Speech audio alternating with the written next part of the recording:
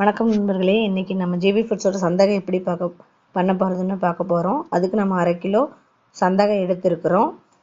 அதுக்கு பெரிய வெங்காயம் நீள நீளமாக வெட்டி வச்சுக்கோங்க. அடுத்தது தக்காளி சின்ன சின்னதாக வெட்டி வச்சுக்கலாம். உப்பு, வரமிளகாத்தூள், 2 முட்டை, இஞ்சி பூண்டு பேஸ்ட் வேணும்னா ஆப்ஷனல். எண்ணெய் காஞ்சதுமே கடுகை போட்டுட்டு வெங்காயத்தை போட்டு நல்லா வணக்கணும். வெங்காயம் ரொம்ப வணங்கக்கூடாது, ஓரளவுக்கு வணங்கினா போதும்.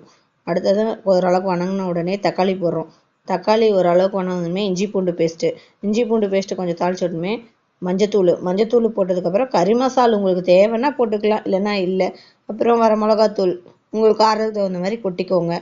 அப்புறம் அது நல்லா கொஞ்சம் வதங்கின உடனே தேவையான அளவு உப்பு போட்டுக்கோங்க. உப்பு போட்டோன்னே 2 முட்டையை உடச்சி ஊற்றி ஓரளவுக்கு கொஞ்சம் பிரட்டி விட்டுருங்க. முட்டை கொஞ்சம் ஓரளவுக்கு வெந்து வந்த உடனே சந்தகையை அதில் கொட்டிடலாம்.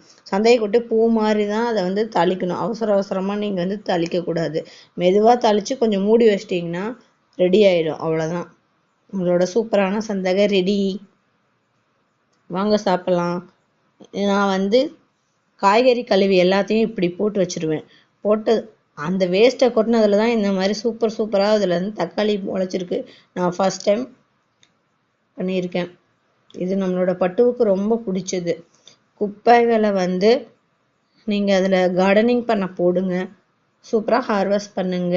தேங்க்யூ. நம்மளோட ஃபுட்டை இது பண்ணுங்க. கழிவுகளை கொட்டாதீங்க. அதுலேருந்து தான் இந்த மாதிரி சூப்பரான பழம். உண்மையாகவே சூப்பராக இருந்ததுங்க, டேஸ்ட்டாக இருந்தது தக்காளி. நீங்களும் கார்டனிங் பண்ணி பாருங்கள்.